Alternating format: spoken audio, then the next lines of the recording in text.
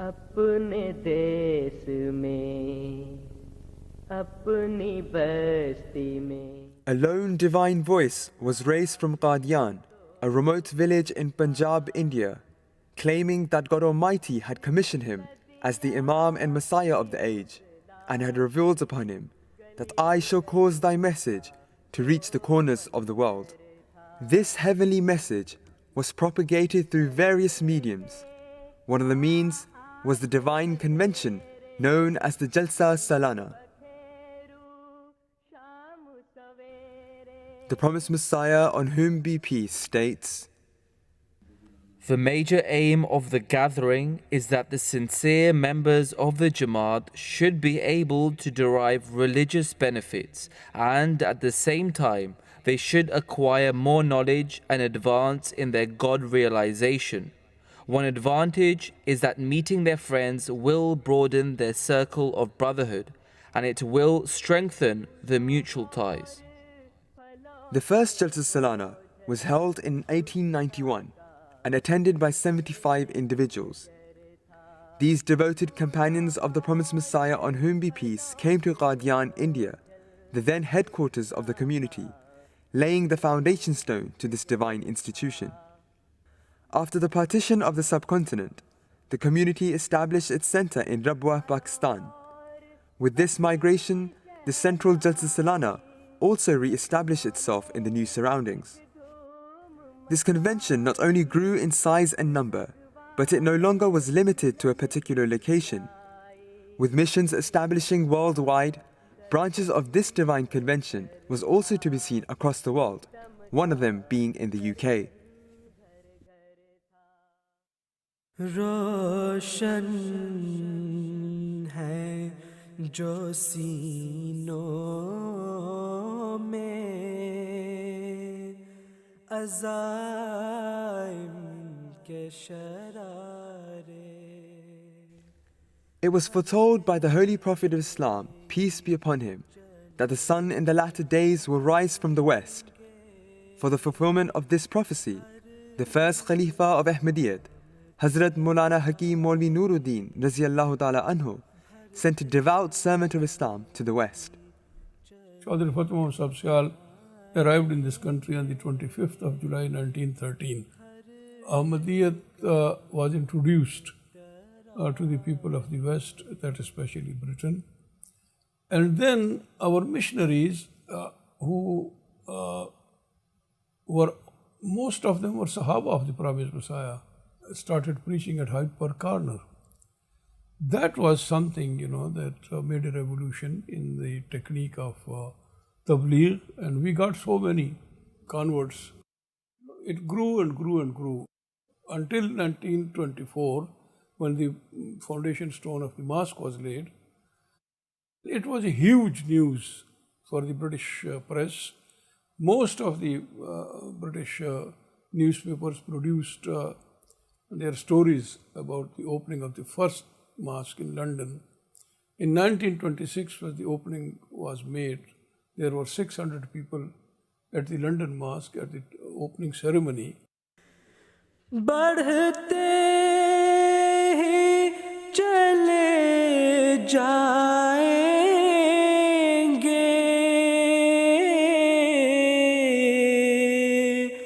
हम रंगे सबा हम हर गा. It was the attention of the Khulafa of the promised Messiah, on whom be peace, that a new era dawned upon the UK community, resulting in a further expansion of their spiritual training.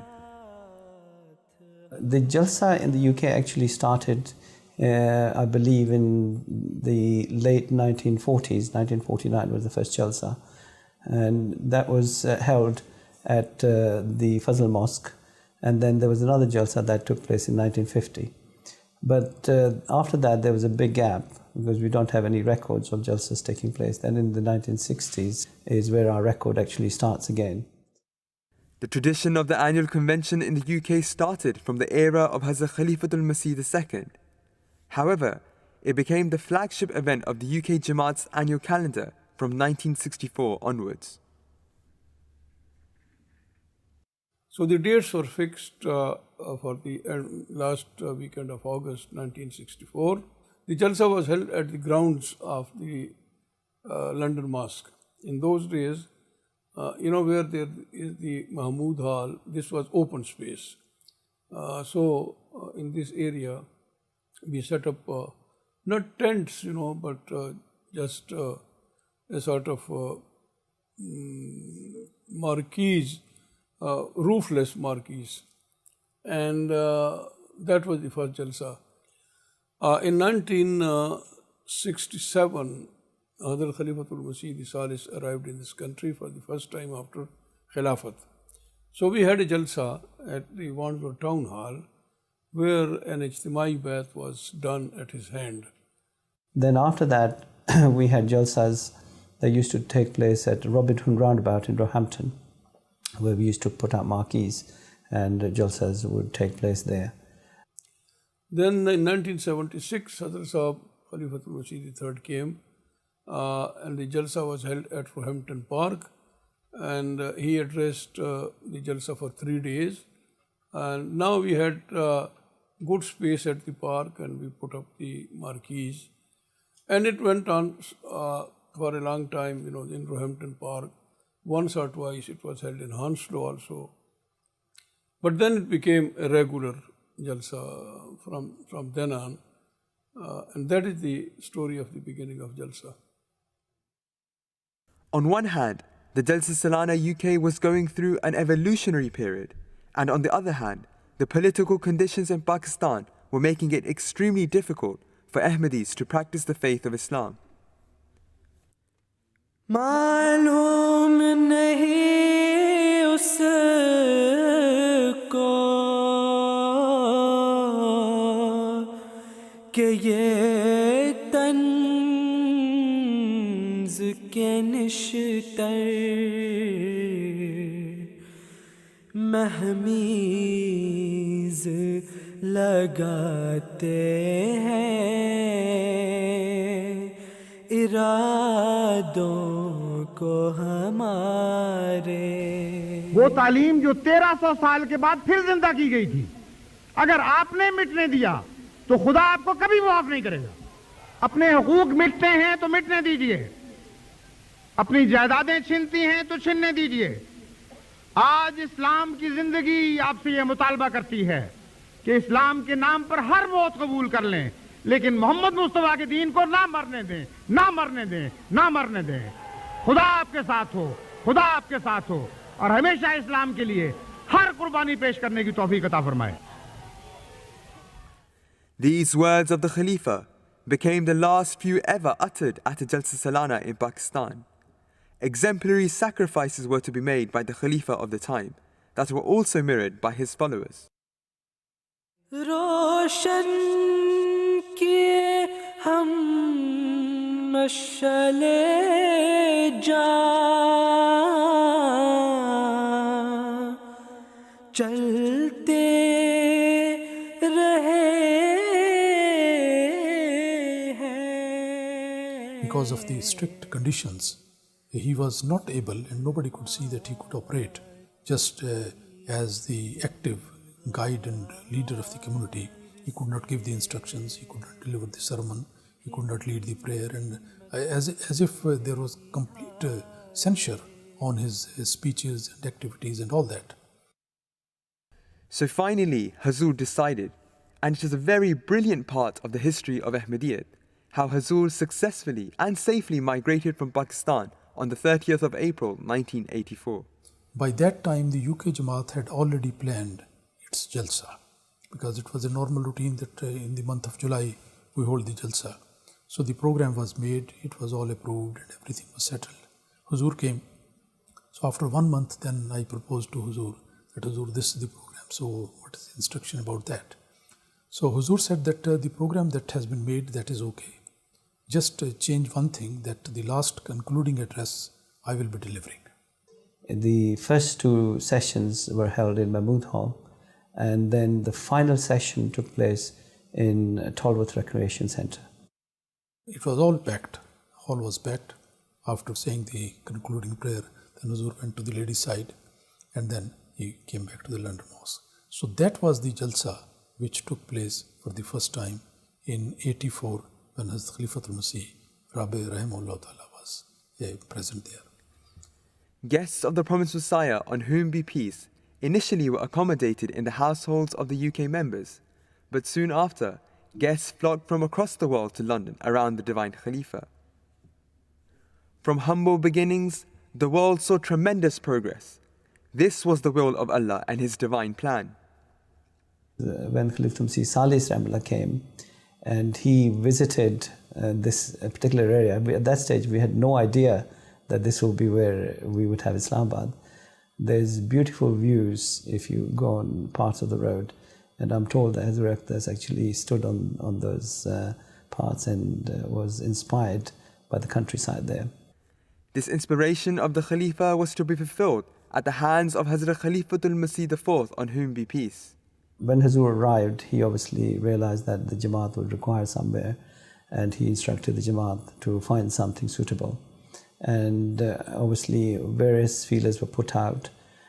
So I remember regarding the purchase of this Islamabad, it was also very interesting. It was sold in an auction, we came to know, and there were some people who were looking after this purchasing plan, and Huzur gave them the idea that 425,000 should be the maximum price of this land according to every judgment. He actually went there first a few days before the auction. He physically, personally went there, and I remember the place where he led the Asr prayer. So next day after the Fajr, he told us that yes, go ahead with the bidding. And the 3 members team, they went there, and the auction went up to exactly 425, and that was given by us. And they were thinking that if it comes with that price, then we are going to go get it. But it so happened that somebody gave the bidding at 426,000. So our members, they thought that, well, it's going beyond us, we can't go. But then they decided within themselves that, well, even if it's a matter of couple of 2,000 pounds or so, then we will pay, and anyway, because it's a good proposal, we want to have it. So they offered 427,000, and luckily they got it. So it was just as accurate, as it could be possible in such a big purchase. He was very happy that Alhamdulillah this property has been purchased. And the same day at 5 o'clock news, it was on the television that a Muslim organization has purchased the Sheep Hatch School, a property in £500,000. The land of Islamabad was another gift from Allah the Exalted, and this large piece of land in the beautiful countryside of Surrey was purchased only to serve as spiritual training grounds for the humble men of Allah. With this purchase, new challenges were faced, especially those of administrative nature. Facilities, infrastructure, skills and manpower were lacking to manage such a vast land. Huzur very graciously thought that the help from the center should be sought. So one big help was that Chaudhry Hamidullah Sahib, who was the officer Jalsa Salana in Rabwa and Wakil Ala as well, he was personally asked to come over here along with some other people. Then he chose some other people to also come and join.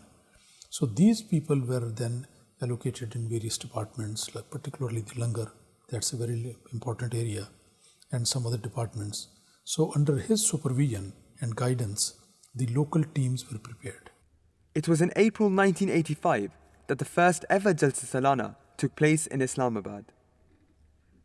In Islamabad, there's an open area which was quite good to accommodate the 2 big marquees. We acquired very big marquees, but still I could say that much smaller marquees as we use now. But it was a different shape because of the financial constraints. We only rented those marquees with the pole in between, in the middle, and there were a complete line of poles throughout the marquee. But there was no proper flooring at that time. Just the mat or the carpet was there. But if it rained, then it was very bad condition inside, mud and all that. And because it rained very heavily, the water managed to get in from the sides into the Jalsa Gah. and everyone sitting on the carpets, had their clothes wet. And then also because we were parking cars on the grounds within Islamabad, because of the heavy rain, it became very wet and muddy, and it became impossible for the cars to move there. And our young Khuddam at that stage actually used to pick up the cars literally and take them out, and they were completely covered in mud. And I remember that Huzur himself also came out of his residence when he came to know that this situation is there, and just wanted to encourage everybody and saying farewell when the people were going on the last day. Due to the unique relationship of the Khalifa with his followers, we find that a lack of resources became secondary, and an unskilled community in the coming years, due to the benevolence of Allah, were able to stand upon their own feet. The voice of the divinely appointed Khalifa that opponents wanted to confine, Allah, through new means and modes, made echo across the world. When Hazrat Aqdas came here, he actually used to do Majlis Irfan 7 days a week initially. And these were being recorded, and also his Friday sermons were being recorded. And then what used to happen is that these were recorded on cassette tapes. The start of this concept, it started with this advent of the audio and video cassette when the Jamaat started doing that. And it was a laborious task to first to record, but then to make duplicates of those audios and videos, and then to send them to different corners of the world was a laborious task and time consuming as well. And the recording of the Friday sermon would then be, we had a team here working together who would duplicate them. And there was a duplicator that we had a number of duplicators. And by the evening, all the duplications were done, and then those tapes were sent around the world to various countries, and that is how communication started. During the early years, to relay the message of the Khalifa through new mediums was difficult. However, according to divine design, the voice of the Khalifa reached the corners of the world, and a natural progressive revolution took place.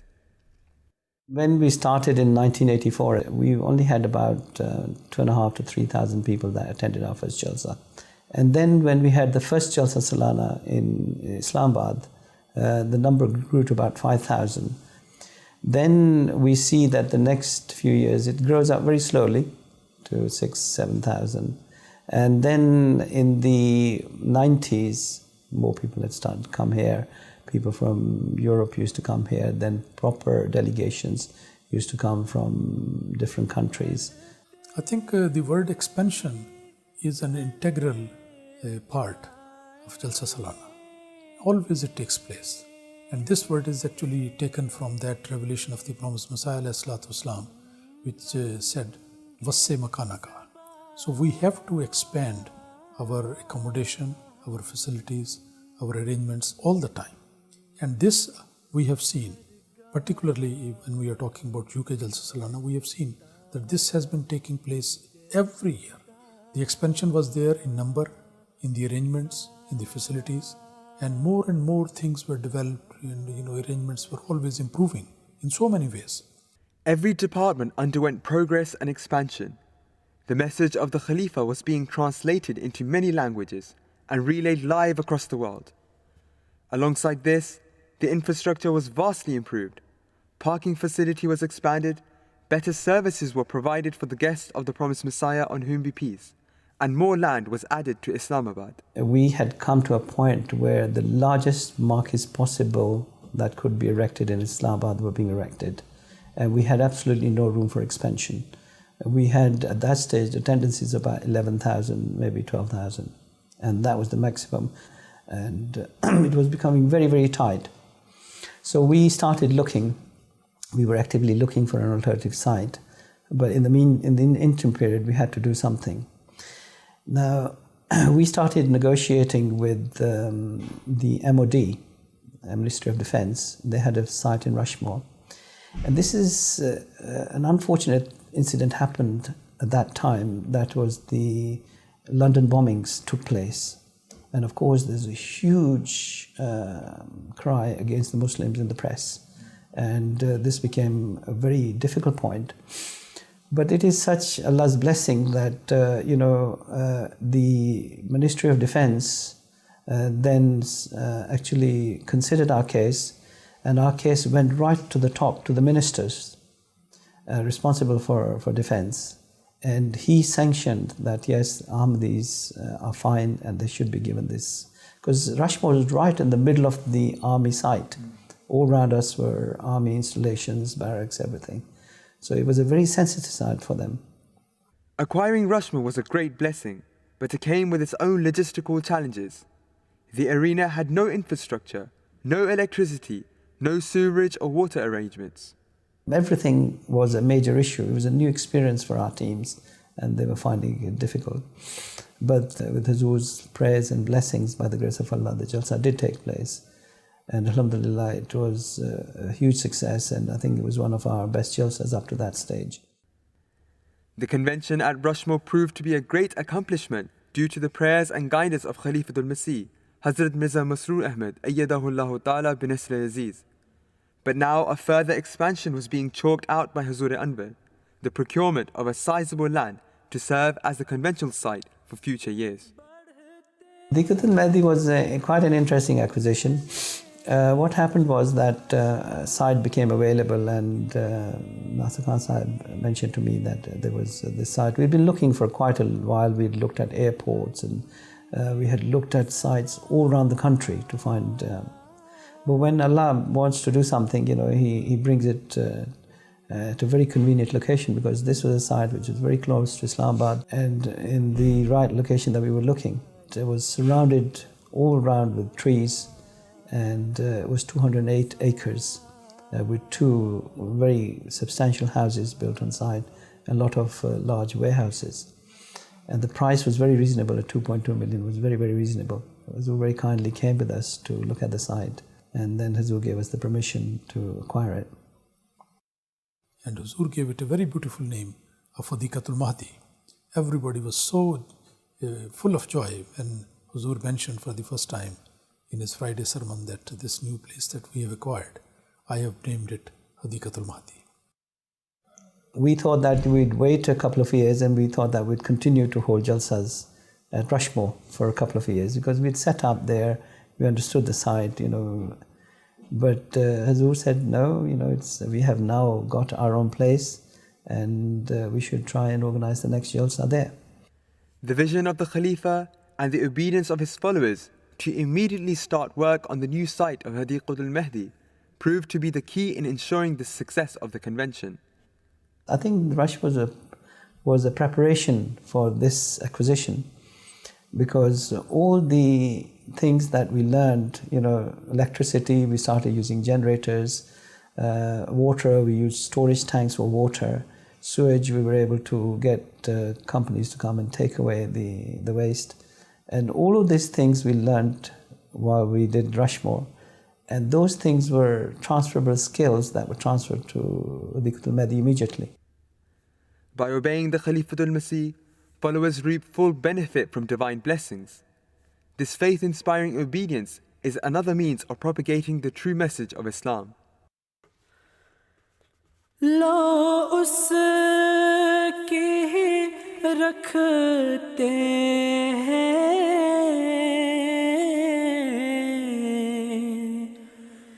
निहा खानाए दिल में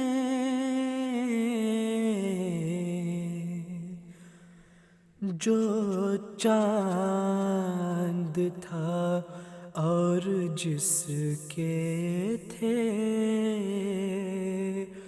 अस्हाब सितारे जो चांद था और जिसके थे. One year we had lots of rain, and we were not quite prepared for it. And what happened was that the first day everything came to a standstill around the Jalsa site. So there were queues that went back into all the way up to the A3, and there were huge traffic jams. And because we were not in a position to bring in the cars into the Jalsa Gah, because it was completely flooded. So the police became very agitated, and they said, look, this cannot go on, we have to consider what the position is. And we said to them, look, tomorrow nobody will bring their cars here. And the funny thing was, every person he asked, who was passing by, he did his own survey. He said, will you be coming here tomorrow? And everyone said yes. And he could not understand how they were going to come here without bringing the cars. But the thing was that we had made alternative arrangements. We were going to park all the cars at Islamabad and transport people by bus. And we'd also encourage people to come by train. So we'd ran a shuttle service from the station to the... And he continued to be very cynical that day, saying, no, it can't happen. But next day, he was absolutely amazed, because he could not understand the itaat of the Jamaat, that once they were told not to come in their cars, they didn't. And this was something that I think will live in his memory forever. Because then he came and apologized to me, and he said, I did not believe what you said when you said that. But I have seen a miracle, how people are still all here and yet no cars. And this is one of Allah's blessing, how, and the itaat of the Jamaat, how things, when Khalifatul Masih gives an instruction, immediately, everyone followed it immediately. And this is one of our true blessings of Jalsa. The renaissance of Islam that took place at the hands of the promised Messiah, on whom be peace, is evident to the entire world. The spiritual reformation caused within every Ahmadi causes great revolution in every sphere of life, and difficult hurdles become easy to overcome. When Hadikatul Madi is basically a farmland, so we are not allowed to have permanent structures there, buildings there or roads there. But these are the things which are required. So gradually, in consultation with the local authorities, we get some permission and some approvals, and we have been able to make certain roads as well, tarmac roads there, and also some other establishments to be used for some storage and other things that was there. And this year, by the grace of Allah, they have given the permission that we can have a proper built kitchen and a proper roti plant on the same pattern as we have in Qadian and Rabwa. That is in the process of being established here. The plant in Islamabad is functional, and that will continue to work. And the new plant in Hadikatul Madi will also come into action. And so in this way, alhamdulillah, all the participants will be able to have the fresh baked on-site bread, and they will be really very happy to enjoy that. The kitchen of the Messiah is not only providing physical nourishment, but most importantly, the spiritual nourishment is being provided in this convention, not just to the attendees, but in fact the entire globe through MTA. The first Jalsa Salana was transmitted live, was 1992, although only to Europe, but that was the first Jalsa Salana that went live. 1993 was the second Jalsa where the international batch started, and that connected the whole world, and the technology that we were using during the Jalsa, that made it possible to have the concept of international batch. From 1994, when formally 24-hour global transmission started there, then of course the Jalsa Salana was televised live in full. Previous to that, we used to purchase the time, and Huzur's speeches used to be televised. But then all the speeches, all the proceeding goes there. And that is something which has made this Jalsa a global Jalsa. With the continuous progression of media, The community also propagates the message of Islam and the directions of the Khalifa through new streams, making this Jalsa Salana into a global sensation. It was destined for these days, for this time, the time of the promised Messiah, that Islam was to become victorious. And that was a huge task. So God provided all these means. Today we have the Jalsa streamed across the world, not only on the satellite, but also on all sorts of gadgets and all sorts of mediums. And it's, people are connecting it from an international Jalsa. It has become an interactive Jalsa. The international bed, the international coverage, the international messages and comments all make this unique convention into a global event. Kings sought blessings through this divine convention. Every year, the world witnesses further expansion, further development, and further progression of this Jalsa. From the convention being held at a recreation hall to the purchase of Islamabad, from the community celebrating its centenary in 1989 to the initiation of the International Bed Ceremony in 1993, from the launch of the 24-hour broadcasting channel MTA and the social media to the celebration of the Khilafat centenary in 2008. New locations, bigger marquees, the ever-evolving administration and setup, and most importantly, the increase in participants are only down to the decree of Allah. The volunteers, with the guidance of Khalifatul Masih, will play their role in running this unique event, only to win the pleasure of the Almighty. The Jalsa Salana will always progress, expand and grow, and through it, the world will continuously, spiritually better and revitalize itself.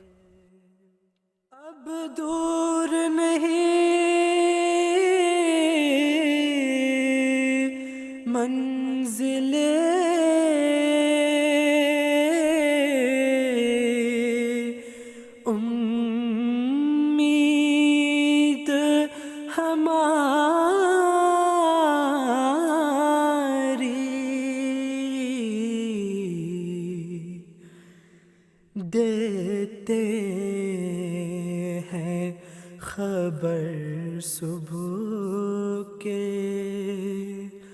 बुझते हुए तारे, देते हैं खबर सुबह के बुझते